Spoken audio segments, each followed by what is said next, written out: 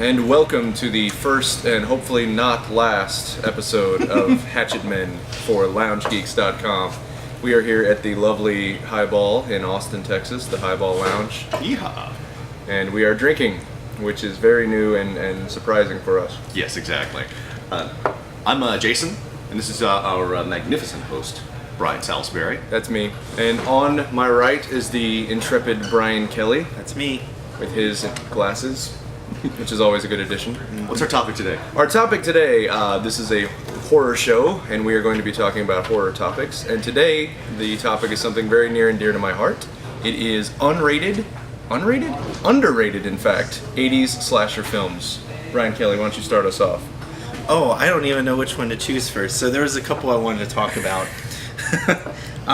First, I'd like to mention a great little film called Blood Rage. Have you guys seen this movie? Blood Rage? No, I have Blood seen Rage.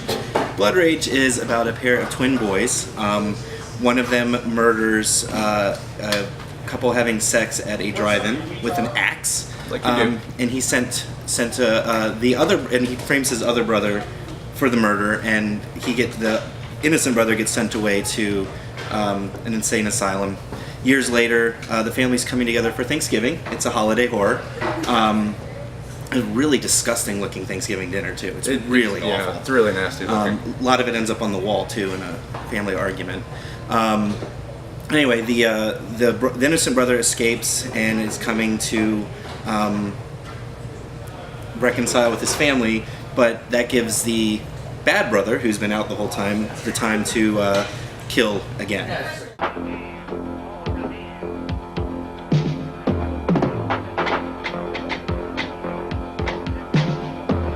Well, look what the cat brought in. The only reason this movie really works the way it does is because of Louise Lasser. Wait a minute, because it sounds awesome. So I don't know what you're talking about.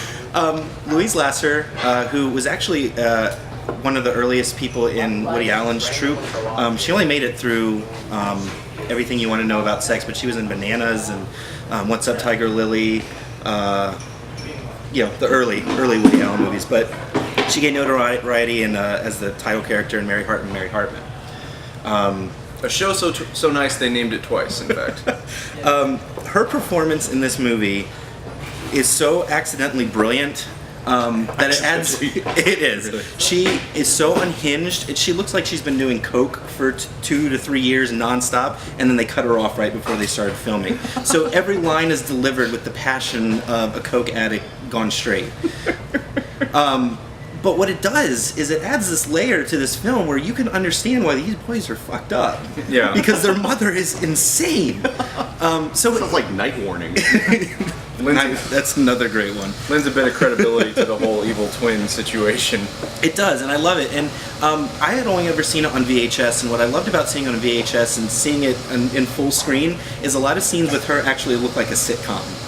The way it's filmed, because it's not filmed very well. Shocking! I want to go back and put a laugh track in. Oh, that is a great... there are some great shots of Louise Lasser that with the laugh track would be fantastic. But we recently saw it in 35mm at Terror Tuesday. And, it looks more like a real movie. Which was sad. It was really sad how much like a real film it looked in 35mm. Still enjoyed it. Unfortunately, the 35mm print we saw was pretty cut. It was edited. Yeah, more than I expected. Some of the violence was apparently there are 3 cuts of the film. There's the really edited cut, there's the bloody cut, and then there's the medium cut. And we, I think, saw the medium cut. Because you watch a movie about called Blood Rage, you don't want it to be edited. You don't. No, it really loses something if Blood Rage is a PG-13 movie. You don't go to see a mom struggling with her coke addiction. You want to see killer twins. You want to see rage that is fueled by blood. Yes, in fact, and if you can't drop a few F-bombs while you're jonesing for your next fix, it's really not even worth your time. Does she do that? Yes. Awesome. So, Jason Murphy, what do you got for us? Mine is really traditional. It's one of the most notorious knockoffs of Friday the 13th. The Burning. The Burning! Yeah. Not a movie about Tara Reid, by the way. Or venereal disease. Yeah, not a chlamydia film. Not a chlamydia film. Although Cropsey may have had chlamydia. Yeah, Cropsey's actually one of the coolest slashers ever. I mean, he's just this, like, retarded camp janitor. Because this summer, a legend of terror isn't just a campfire story anymore. They say he smashed his way through the bunk room door, just a mass of flames. Burned alive, he cried out, "I will return! I will have my revenge!"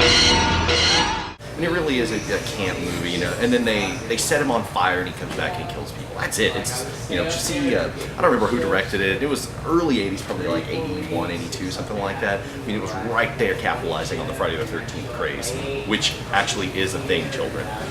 Friday the 13th craze was a big deal.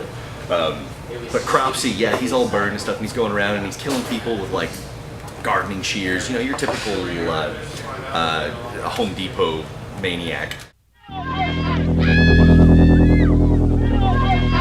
This summer, if you're planning to go camping, don't. If you're looking forward to midnight swims, don't. Who's there? What happened one summer 5 years ago is about to happen again, and again, and again.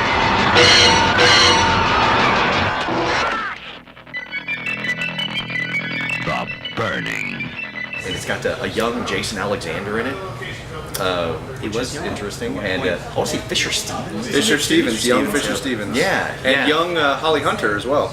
Oh, that's right. She's in it for like a split second. She's one of the kids at the camp, and she's kind of in a background capacity, Yeah. but yeah, she's there. But there, you know, it's a pretty typical slasher film, right? There's really not anything that's that unusual about it, except there's this one scene where Cropsy comes up out of the water, and they're all on this canoe or this raft, and he killed every motherfucker on the boat in this like orgy of mayhem and murder. Yeah. And it's not like Jason stalks someone. Oh, it's Jason Voorhees. He kills them in a creative way. No, Cropsy goes batshit nuts, and he just like starts cutting off fingers, throats, and everything, and he's just going through there like a goddamn camp ninja. And it's awesome. Well, the great thing about that scene too is that these kids are trapped on a raft. They really don't have anywhere to go, so they're just kind of forced. I mean, they try to fall off, and he stabs them. So basically, they're stuck there watching their friends die and knowing, yeah, there's nothing you can do. You just gotta wait your turn. Yeah, he just mows through these kids. It's fantastic. It is pretty fantastic. You know, it's actually kind of painful, and that's one of the things The Burning did right and carried over from Friday the 13th, where you have kids that are sexing and drugging. Both of those are with the sex appropriate. And germs. rocking and rolling. You just verbed them. Yeah, you did. But that's kind of hurt. Like, you kind of feel for these people, where as slashers Smelled like an immigrant. They were with the sexing and the drugging. I'm sorry, go ahead. slashers started parodying themselves and becoming goofy. But ones that copied Friday the 13th well, like The Burning, and The Prowler, and Yeah. My Bloody Valentine, they were mean-spirited, and it hurts when these kids die. You still want to see it, of course. I mean, that's what we watch these movies for, but they take it Yes. seriously. They take their villains seriously. Yeah. And that's what I appreciate definitely about The Burning, because that scene is painful to watch. It is. Yeah. And these kids are just trapped and Yeah. just getting destroyed, but it's awesome. And again, and again. Definitely a good pick. Yeah, Definitely it's a good just pick. a brutal, visceral horror film. Yeah. And I mean, Cropsy, he's just a great, creepy villain. And I think it really outdoes Friday the 13th. It out Jason's Jason. It does a little bit, and it's interesting. I think I know what you did last summer. Years later, actually stole their entire concept of their killer from Cropsy, who's always wearing that kind of Gordon's fisherman hat and that raincoat. So Right. it's funny to me that years later you see it and you're like, it's because of Cropsy. Interesting bit of trivia about I Know What You Did Last Summer, based on a young adult book by Lois Duncan, I think. But it's a book written for post-adolescent, 13, 14-year-olds. I read it in like 6th grade. That explains a lot, actually. It was in my junior high library. Yeah. That explains a lot. Yeah. What's yours, Chief? Well, the first one I'm going to throw out is going to be Alone in the Dark from the 80s. Nice. It is the movie that Again, solidifies- not about Tara Reid. Not about Or with Tara Reid. No, I would rather not be trapped alone in the dark with Tara Reid. Then you had no choice. How many more are there? There were 20 of us. Now, this is a movie from the 80s directed by Jack Shoulder, who Yes. did which? Nightmare on Elm Street 2. Nightmare on Elm Street 2 is the one. That, he also did The Hidden, which is a great movie. Ooh, I watched that again the other night. The Hidden's a great flick. movie. Fantastic. Well, Alone in the Dark confirms a lot of the fears I've had my whole life that old people are the greatest threat to society, and they are in fact out to get us. Yeah. So We need to initiate some Logan's Run. 30 Yeah. years old. Let's go with 40. 40. How about that? Yeah, we'll go with 40. I think none of us would object to that. Anyway, it is a movie where Jack Palance and the large, belighted gentleman from The Running Man, and Martin Landau, and then Martin Landau, yeah. one other actor whose name I sadly cannot remember, play a quartet of inmates at an asylum. The asylum actually run by Donald Pleasance, so that's a fitting piece of stunt casting there. I shot him 6 times. I shot him, that evil has gone from here.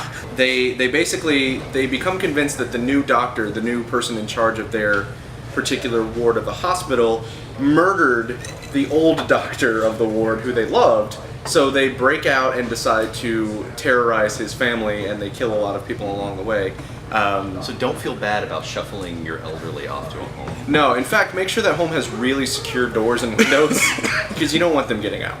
But no, the one of the best scenes in the whole movie is a dream sequence at the beginning where Martin Landau, you kind of get a glimpse into his psyche because he's sitting at a diner and all of a sudden everyone's out to get him and they hang him upside down and Donald Pleasance just comes walking up to him with this ginormous hatchet and is about to hack him in half, and you think, oh my gosh, Donald Pleasance is the killer, and then you realize it's a dream, and that the person having the dream is actually the one who's insane. So it's kind of a fun, and the whole movie's kind of shot like that. It's very unique and very smart. Several years ago, back when the Alamo Draft House, and again, we want to thank you for letting us shoot here, the Alamo Draft House had their rolling road shows. They would do a lot more of them locally. I've told you about this before, I think. They had a Taylor State School, which was like a school for troubled children, and they would have all-night horror movie marathons, and one of them was all insane asylum themed. Nice. So they had Dr. Tar's Dungeon of Death, and Session 9, and Alone in the Dark. So we're out there in this field by this pretty much what was functionally an abandoned mental asylum, watching Alone in the Dark. Nice. Yeah, my favorite scene in that is when they realize, it's pretty obvious, that one of the guys with them is the bleeder. Yes. And, Yes. just whenever he kills someone, his nose starts bleeding. And yeah, great scene. Spoiler. Spoiler alert. Yeah. We can edit that later. I'll just put like the word spoiler blinking up at the bottom. Yeah, exactly. The wonders of editing. Isn't it it gets a title from like the power in the town goes out or something like that? Yes. And these guys are just stalking through the town, taking people out. Yes. That's the great thing about the movie is that point A and point B make sense in terms of the story. Everything in the middle is just batshit insane. Don't he go to like a disco? He goes to a new wave punk club. That's what it is. And he becomes convinced that he's found communion with these other people who are also clearly insane by the way they're dancing. It's a really funny scene because he looks around and he's like, okay, I'm home. These people are all batshit insane. They're doing the Crispin Glover dance from Friday the 13th Yes. Part 4. Which I'll do after a couple more of these. Awesome. Unexpectedly great.